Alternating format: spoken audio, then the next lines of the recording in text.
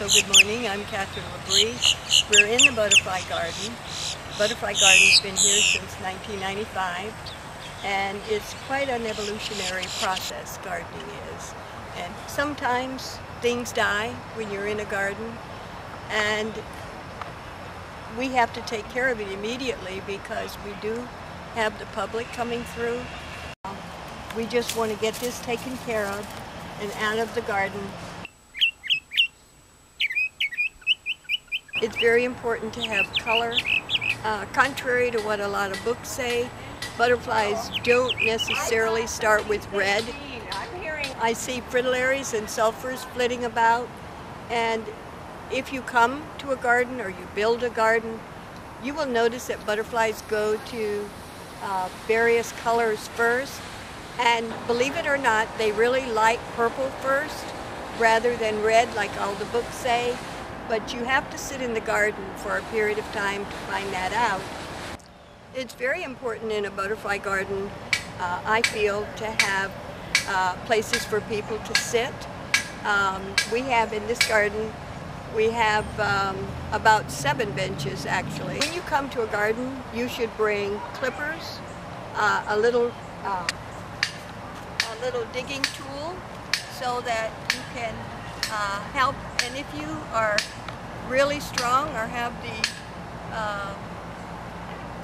the will to use giant clippers, you can bring those as well. They're all caterpillars, like I didn't know anything about.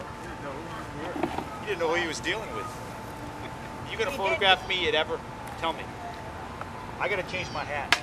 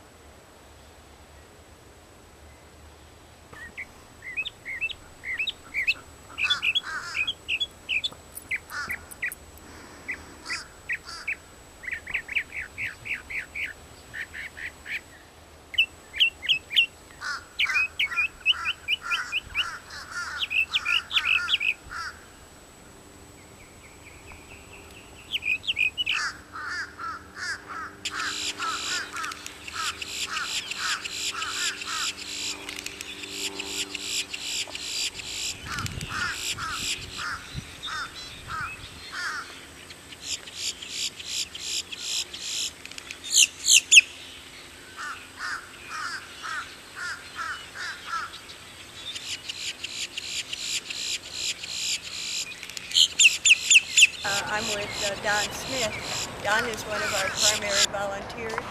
They reconstituted one of our cassias. It's the Didymobotria. It has another name, Alata. And it had fallen over with the wind, and we do have that problem here as well. We're on the bay, we get winds.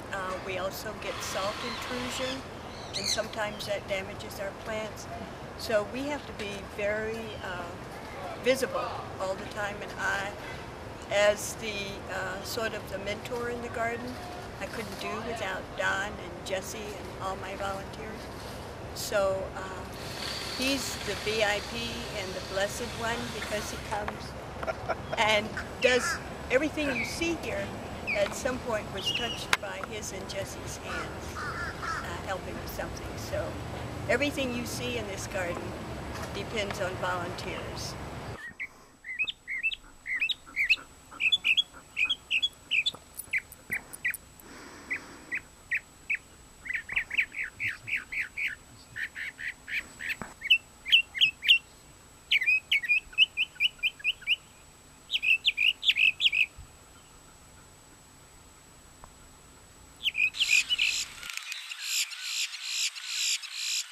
What we're going to do, and Karen and I talked about it, and this is our president, Karen Rosenbeck.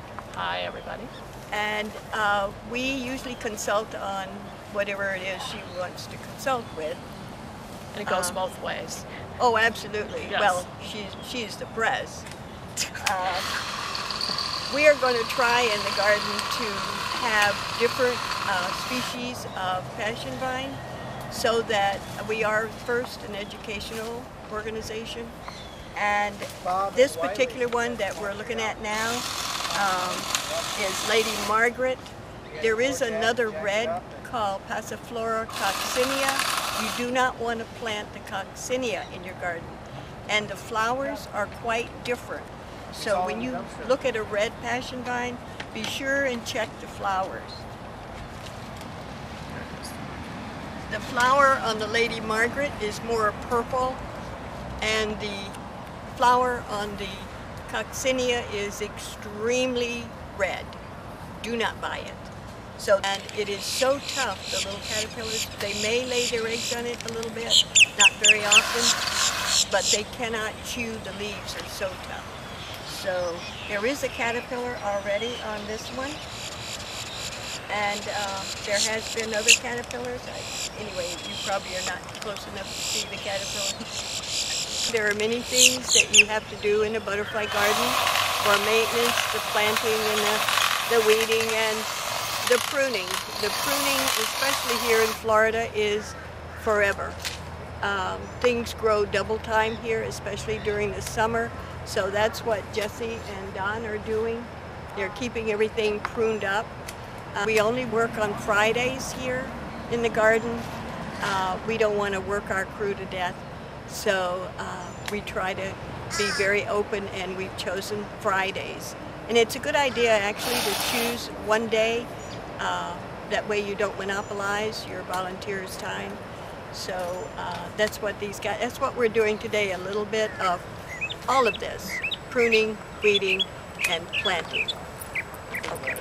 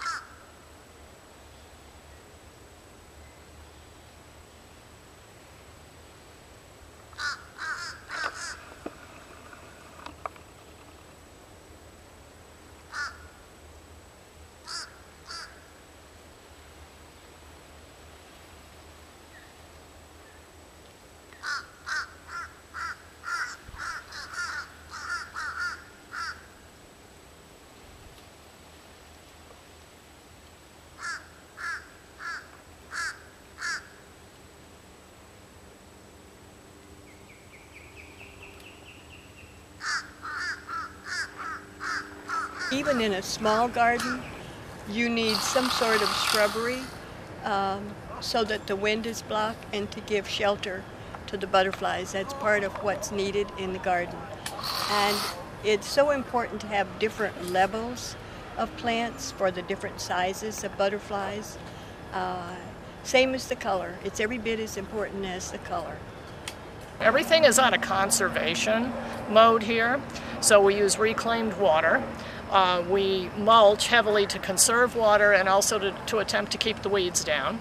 And we are preferential to floor mulch, mainly because it is an ecologically sound mulch.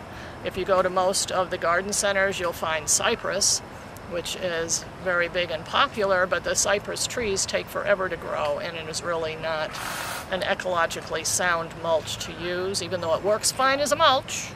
But anyway, so we're preferential to floor mulch, which is made out of melaleuca trees, an invasive pest plant in Florida. We do not use pesticides in the garden.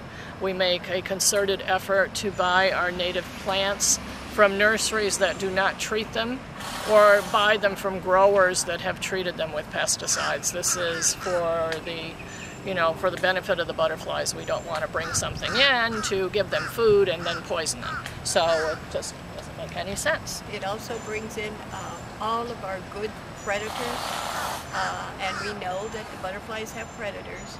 Only 3 eggs, actually, out of 100 eggs, make it because of predators, but that's the natural order of things. And that's what we want in our butterfly garden. We want all the natural